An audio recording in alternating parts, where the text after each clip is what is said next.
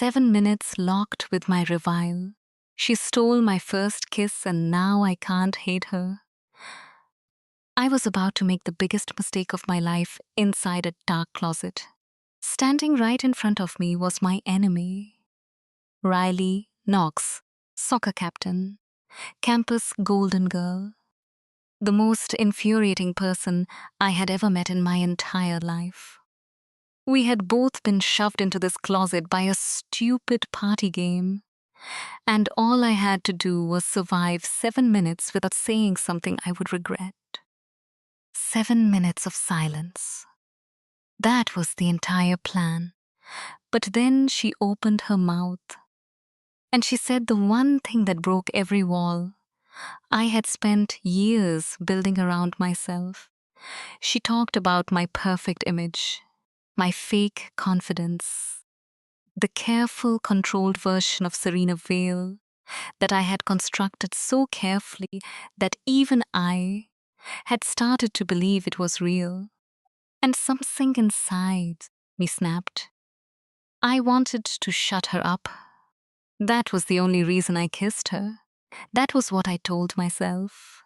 It was a power move, a way to win, a way to make her stop talking and remind her who was in charge. The problem was, it was my first kiss. And when the door swung open, and the noise of the party rushed back in, I stood there with my heart hammering and my hands shaking, and I realized something that terrified me far more than any rival ever could. I did not hate Riley Knox. I was afraid of forgetting her. Before we get into the story, if you love enemies to lovers stories, forbidden romance, jealous and protective characters, and the kind of tension that makes your chest hurt, like this video, subscribe to the channel, and drop the words rival kiss in the comments right now. Let's begin. The party was already too loud by the time I arrived. It was a 2000s theme night at Westmore University's biggest off-campus house, which meant everyone was dressed in low-rise jeans and tiny butterfly clips and the kind of confidence that only exists and surrounded by people who think you're untouchable. I was Serena Vale, and I was by most definitions untouchable. President of Kappa Delta Phi, highest GPA in the business school. Daughter of the Vale family, whose name was on 2 buildings on campus. I had walked into that party the way I walked into every room, spine straight, expression neutral, making sure that every person who looked at me saw exactly what I wanted them to see. I was not nervous. I was never nervous. Nervousness was for people who had not done the work. I found my usual group by the drink table. Cassidy was already laughing at something on her phone. Maya was scanning the room like she always did, cataloging who was there, who mattered, who was a threat. She's here, Maya said, not even looking at me. I did not have to ask who she meant. Riley Knox walked into parties differently than I did. She did not calculate her entrance. She just appeared, and the room shifted. She was wearing a worn soccer jersey over a white tank top, hair loose, laughing at something the girl beside her had said. She looked like she had not spent a single second thinking about how she looked, and she looked better than everyone in the room. I hated that about her. We had been rivals since freshman year, when Riley had beaten me for the Student Athlete Award that I had campaigned for in the most organized, thorough, and professional manner possible. She had shown up to the ceremony in cleats, accepted the trophy, and thanked her dog by name. Since then, Our rivalry had escalated into something that the entire campus treated as entertainment. Kappa Delta Phi versus the Soccer's House, Serena Vales versus Riley Knox. Two forces on the same campus that were never supposed to meet without friction. I turned away from her deliberately. 20 minutes later, I was standing in the living room when someone announced that we were playing 7 Minutes in Heaven. I should have left. I knew exactly what that game was. I was not the kind of person who played party games. I was about to say exactly that when the bottle spun and the crowd went wild and someone was already pointing at me and then pointing at the other side of the circle. I followed the gesture. Riley Knox was sitting across from me, arms crossed, expression unreadable. The crowd started chanting. I told myself I could handle 7 minutes. The closet was a coat closet under the staircase. It smelled like cedar and old leather and something faintly sweet. Someone shoved us both inside. The door clicked shut, and the noise of the party became muffled and distant. Complete darkness. I could hear her breathing. "This is ridiculous," I said. "I didn't ask to be here either," Riley said. Her voice was flat and close. Too close. I shifted back until my shoulders touched the wall. Coats brushed against my arms. I could not see anything, but I could sense exactly how small the space was, how little distance there was between my body and hers. "You can sit on the floor if you want," she said. "I'm not going to. I'm not sitting on the floor." Then we stand here in silence for 7 minutes. "That was my original plan," I said. Silence. It lasted maybe 40 seconds. "You know," Riley said, "for someone who's supposed to be the most composed person on this campus, you look genuinely uncomfortable right now." "I can't see you," I said. "How would you know what I look like?" "Because I've been watching you for 2 years," she said simply. "I know what your uncomfortable looks like, even in the dark." Something about that sentence did something strange to my stomach. I pushed it down immediately. "What I am," I said carefully, "is bored." Right. She shifted. The coats rustled. "Because Serena Vale doesn't get nervous. Serena Vale doesn't feel anything, actually. She just performs." There it was. The thing she always did. The thing that made her different from every other person who had ever taken a shot at me. Everyone else attacked my status, my family's money, my position on campuses. Riley always went for the thing underneath, the architecture of the version of me that I had built. "You don't know anything about me," I said. "I know the performance," she said. "The perfect grades, the perfect posture, the perfect smile that never reaches your eyes. You've been playing a character for so long you've forgotten there's a person underneath it." "Riley, it must be exhausting," she continued, "carrying all of that. Performing for people who would drop you the second you showed one real emotion." I said, "Enough. Has anyone actually ever seen you, Serena? Or do they only see?" I grabbed her collar in the dark. I did not plan it. My hand found the fabric of her jersey, and I pulled her forward and I kissed her. It was clumsy. It lasted maybe 3 seconds. My lips found hers, and then I pulled back, and the closet was silent again. And the darkness felt different now, heavier, full of something I could not name. Riley did not move. She did not fight me. She did not laugh. She stood completely still. I let go of her collar. My heart was hammering so hard I was certain she could hear it. "I was just shutting you up," I said. My voice came out too quiet. She said nothing. The door swung open. The crowd noise rushed back in. Someone cheered. I walked out of that closet without looking back, and I kept walking until I found a bathroom and locked the door and stood in front of the mirror, stared at myself. My lipstick was smudged. That had been my first kiss. I left the party an hour later, and I told myself that I hated Riley Knox, and the entire drive home all I could feel was the ghost of her breath in the dark. I didn't know I was lying to myself. I wouldn't know it for a while longer. But I was. If you think Serena should not have kissed Riley, drop mistake in the comments. If you think it was fate, drop fate. Keep listening. 3 days passed.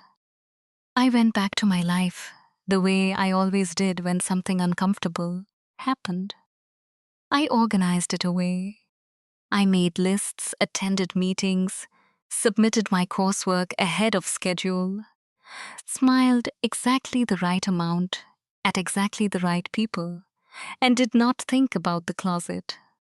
That was the plan. The problem with the plan was Riley Knox. She was everywhere. She had always been everywhere. But I had perfected the art of not seeing her. Now I could not stop. She was at the library Tuesday morning. She was at the campus coffee shop Thursday at noon. She was at the practice field every afternoon when I cut through. On my way back from the business building, her hair in a messy braid, her cleats tearing up the grass, her voice carrying across the field when she called plays to her team. I told myself I was not watching her. I was watching her constantly. We did not speak. We did not acknowledge each other. When our eyes met in the cafeteria on Wednesday, she looked away first, and I spent the rest of lunch meal absolutely certain she was about to look back. And she never did. Thursday afternoon, I was crossing the quad when I saw Dylan Mercer. Dylan was the president of the biggest fraternity on campus. He was charming in the way that expensive watches are charming. Impressive until you look closely. He had spent the last semester hovering around Riley in a way that I had filed away in my brain as annoying without examining why. He was standing at the edge of the practice field, calling out to her as she finished running drills. His hand reached out and touched her waist as she walked past. Riley stepped aside, politely but clearly. She said something too far away for me to hear. And Dylan laughed in the way that people do when they are pretending they were not just rejected. He reached out again. I was already moving before I made the decision to move. Knox. I called her name across the field. My voice was perfectly steady. I need a word. Recruitment committee. Now. Riley looked at me. Her expression was difficult to read. Dylan turned. He smiled at me with the kind of smile that assumed I was an ally. "Serena," he said warmly, "good timing. We were just." "I wasn't talking to you." "Dylan," I looked at Riley. "Walk with me." There was a half-second pause. Then Riley picked up her bag and followed me. We walked away from the field in silence.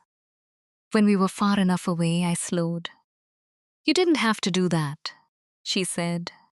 "I was passing by. You were on the other side of the quad. The recruitment committee really does need to." "Serena." She stopped walking. I stopped too. We were standing on the path between the athletic building and the East dorms, and she was looking at me with those steady brown eyes that always made me feel like she could see further into me than I wanted her to. "There is no recruitment meeting." I said nothing. "Thank you," she said quietly.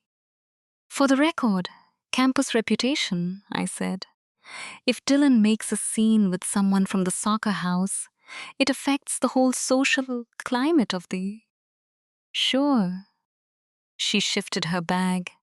"That's definitely what it was." She walked away. I stood on the path and watched her go and told myself, very firmly, that I only cared about campus rep's reputation. I almost believed it. The following week was recruitment week. Every sorority and athletic house on campus was competing for new members.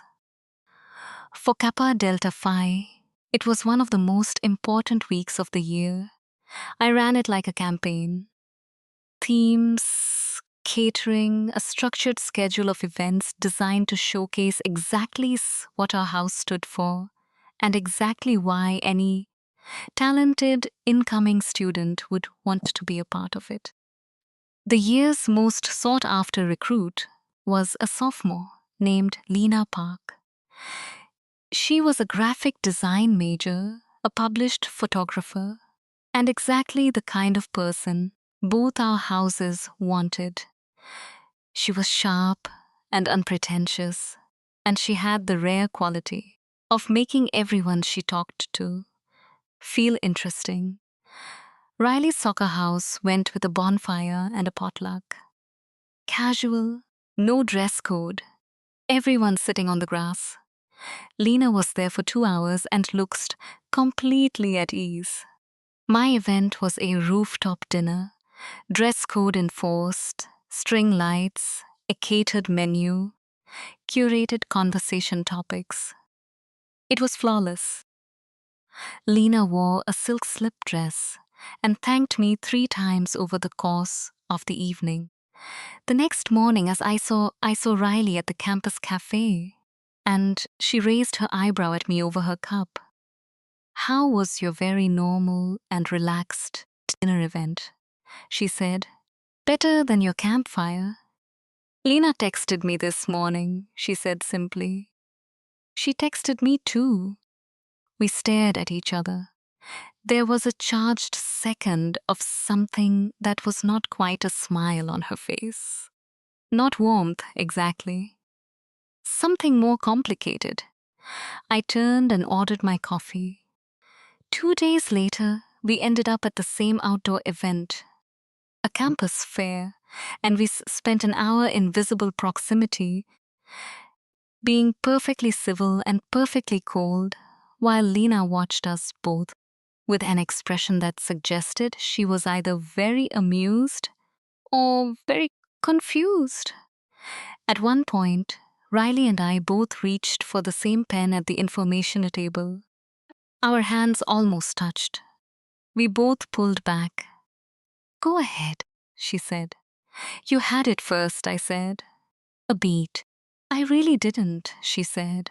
I took the pen. My hand was not entirely steady. The next afternoon at practice field, I cut through like I always did. Riley was at the far end, running plays, barking instructions in that confident, no-nonsense voice that her entire team clearly responded to. She was good. I had always known she was good. I had just preferred not to think about it in detail. She saw me before I reached the halfway point. I kept walking. She jogged over. We met at the edge of the field without either of us planning it. "Are you cutting through again?" she said. "I always cut through here. You never used to." "I always used to," I said. "You just never noticed." She stood close enough that I could see the faint flush on her face from exertion. Her braid had come half loose.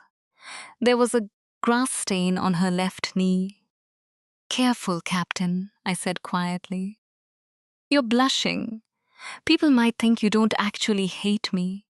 Her jaw tensed. But her eyes did something else, something she covered almost instantly. Get off my field, Vale, she said. It's the university's field, I said. I walked away. Behind me, I heard one of her teammates say something, and Riley's voice cut them off sharply. I kept walking and told myself the flutter in my chest was just the exercise. What do you think? Does Riley actually hate Serena? Or has she never been able to forget that closet either?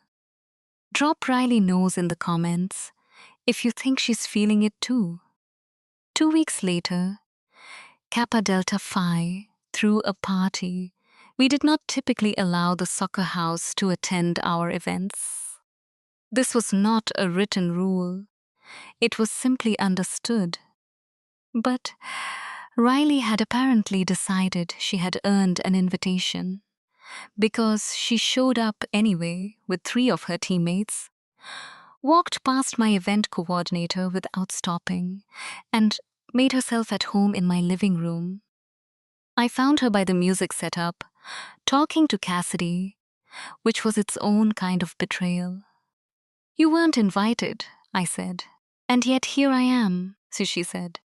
She was smiling in that easy, infuriating way that meant she had already decided she was going to enjoy this. Leave. Cassidy invited me. I looked at Cassidy. Cassidy looked at the ceiling. I walked away. I was gracious about it. I spent the next hour being the perfect host, making rounds, laughing at the right moments, topping off glasses, pretending that the presence of one particular person in my living room was not making my entire nervous system vibrate at a frequency I did not have a name for. At some point, someone started a prank. A water balloon ambush from the upstairs balcony aimed at a cluster of people by the pool. I was not involved. But the trajectory was wrong, and the largest balloon hit a table of house decorations that I had spent 3 weeks sourcing. Riley had been standing near the balcony. She had not thrown anything, but she had been laughing. I found her in the hallway 5 minutes later. That was not funny, I said. I didn't do it. You were laughing. Things can be funny without my direct involvement. Get out of my house, Serena. She stepped closer. Her voice dropped. It was an accident. No one touched your stuff on purpose. I don't care about purpose. I care about the outcome. You always care more about control than about what's actually happening. She grabbed my wrist instead. Not hard, just enough pressure to stop me. 1 minute, she said. Come here. 1 minute. She pulled me through the nearest door, a small unused study off the hallway. She pushed it mostly shut. The party sounds faded behind us. We were in the dark again. The parallel hit us both at the same time. I could see it in the way her breath changed. This was not on purpose, she said. You pulled me in here on purpose, I said. Fair, she exhaled. I owe you one. For what? You know for what. The closet. She was talking about the closet. That was nothing, I said. Serena, I told you I was just. She kissed me. It was not clumsy like mine had been. It was slow and deliberate and entirely in control. And it lasted long enough that when she pulled back, I had lost track of the room. I stood there. My heart was making sounds it had never made before. She was watching my face in the dim light with an expression that I could not read at all, and then something in it shifted, softened. The confidence in her eyes became something quieter. Serena, she said carefully, was that your first? Don't, I said. I'm not. She stopped. I just didn't realize. It doesn't matter. It does, actually. It absolutely doesn't. I stepped back. My voice was perfectly level. This doesn't mean anything. Neither of them meant anything. She said nothing for a moment. Okay, she said finally. Okay, so what do we do with that? I looked at her. Outside the door, I could hear music and laughter. The whole normal world going about its normal business. And in here, there was just Riley Knox looking at me. Like she was trying to figure out something she had been confused about for a long time. We establish rules, I said. She blinked. What? If you want to understand what this is, we set parameters, clear, defined rules, so that neither of us does something stupid. She stared at me for a long moment. You want to make a contract, she said. For whatever this is. I want to make sure we both know what this is and what it isn't, I said. So no one gets the wrong idea. She was quiet. Then, okay, Serena, tell me the rules. We wrote them the next day. I used the word wrote, literally. I produced an actual document, typed and printed, which Riley later said was the most unhinged thing she had ever seen in her life, but also the most on-brand thing she had ever seen in her life. 1. In public, we are rivals. Nothing has changed. Nothing will appear to have changed. 2. No jealousy. Whatever either of us does outside of this arrangement is not the other's concern. 3. No soft looks in public. We are not friends. We are not anything visible. 4. No staying past the moment. This is not a companionship. There is no after. 5. No catching feelings. Riley read them once. She looked up at me. Rule 5 is going to be the hard one, she said. It's not hard if both parties commit to it. Right. She picked up the pen I had provided. Sure. She signed it, pushed it back to me. I signed it too. We folded it, and I put it in my desk drawer, and I told myself this was the most controlled, intelligent, and emotionally mature decision I had ever made. I believed that for exactly 11 days. Rule number 5 is the most dangerous one. No catching feelings. Who do you think breaks it first? Serena or Riley? Drop Serena or Riley in the comments. Keep listening. The university's annual leadership retreat was mandatory for anyone holding a student organization position. 3 days, 2 nights. A camp facility 40 minutes outside the city, surrounded by woods and a lake that was cold enough in October to immediately end any conversation about swimming. I had attended every year. I had always been paired with compatible people, people who shared my organizational approach, who went to sleep at reasonable times, who did not leave their gear spread across the entire shared space.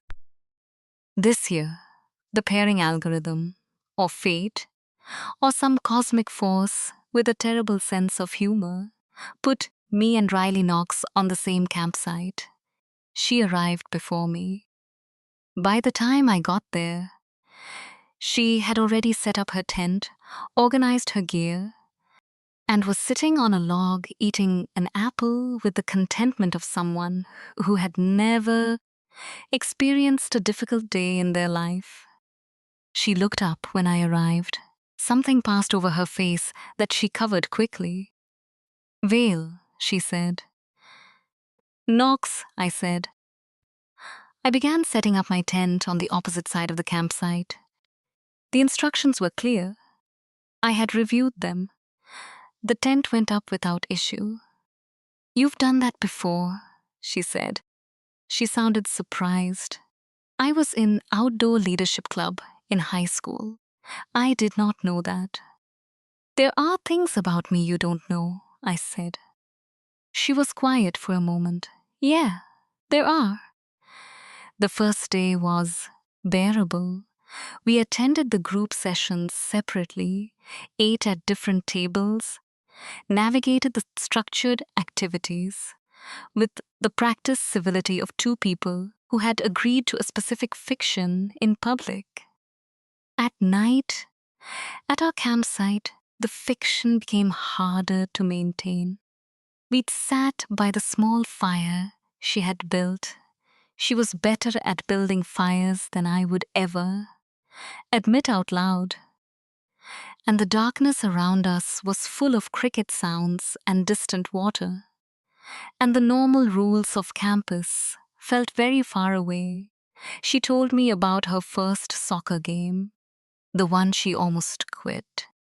I told her about the first time I ran a Kappa event solo, and every single thing went wrong, and I stood in a ruined venue and cried in a supply closet for 10 minutes before going back out and pretending everything was fine.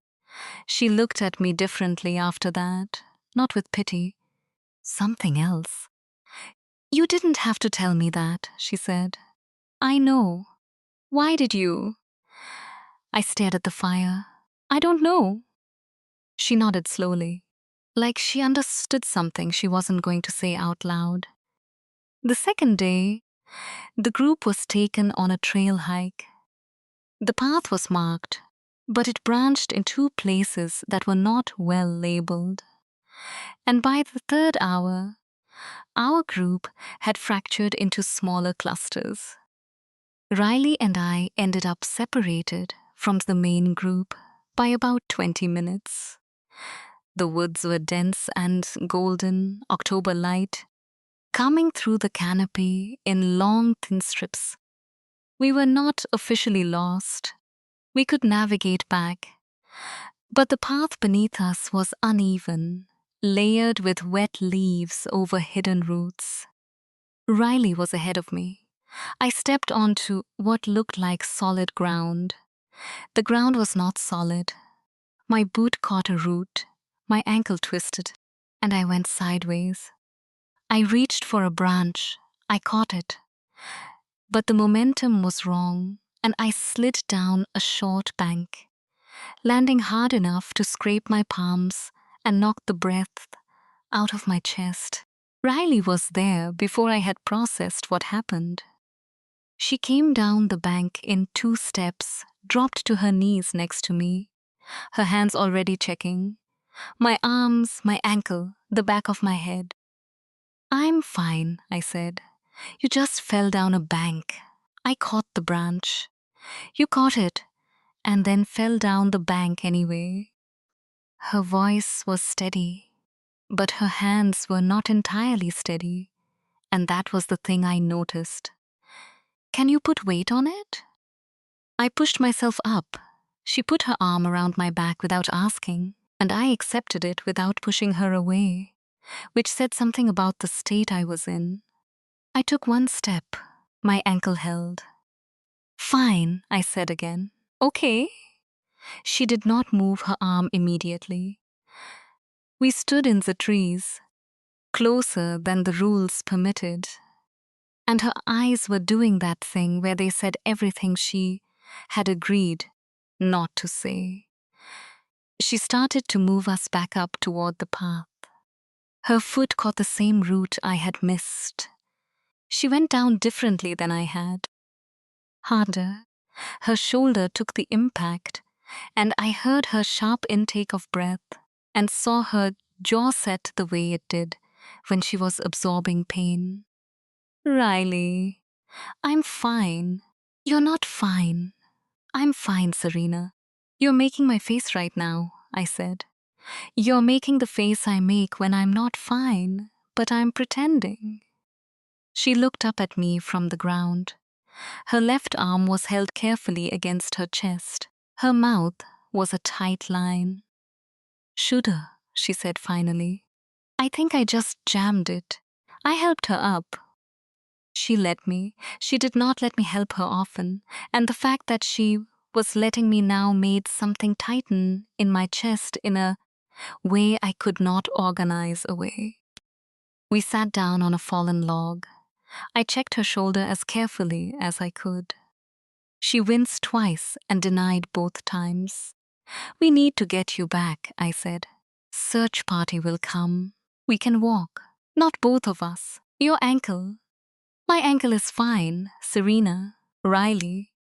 I am not sitting in the woods while you're hurt. She looked at me.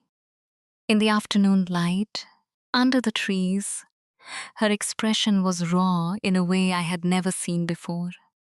Like she had stopped maintaining something. 5th grade, she said quietly. I went still. I said, even though something cold was crawling up the back of my neck, because I already knew what was coming. You said there are things about me you don't know, she said. There are things about you I know that you don't think I know. I did not say anything. East Lakeview Elementary, she said. 5th grade. There was a girl in your class, small, wore the same 2 sweaters all winter, loved dinosaurs. You used to let her eat lunch with you on Tuesdays. She paused. You never told your friends why. The log was very cold beneath me.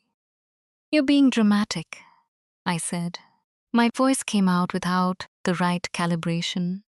You started ignoring her in February, Riley said. Her voice was still quiet, steady, but I could hear what was underneath it. Something old and careful and still hurt.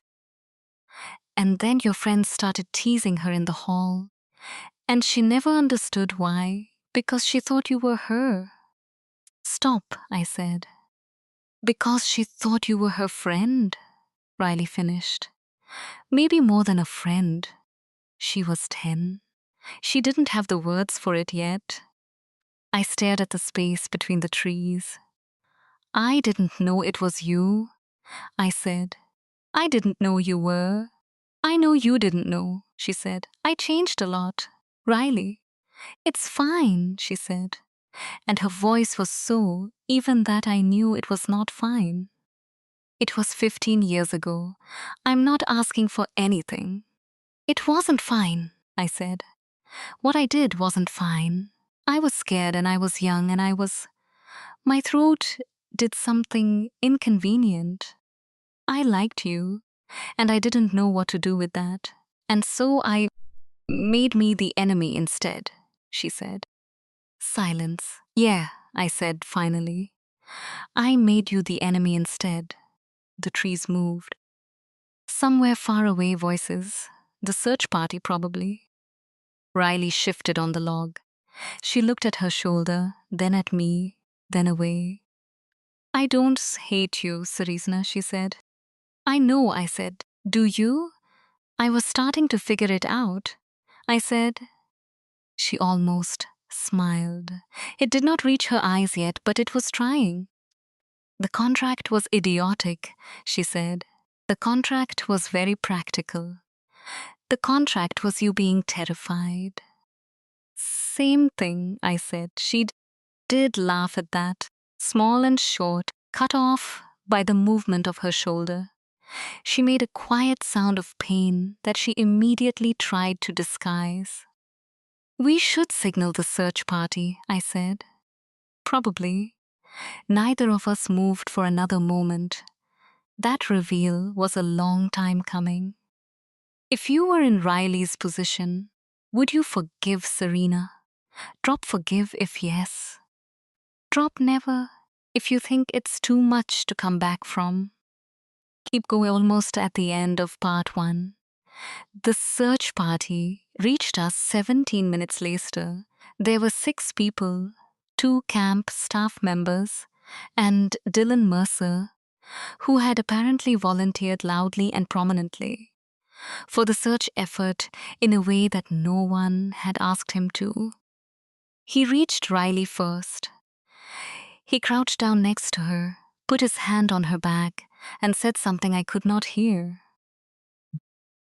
Riley said something back. Her voice was polite. Her body was angled away.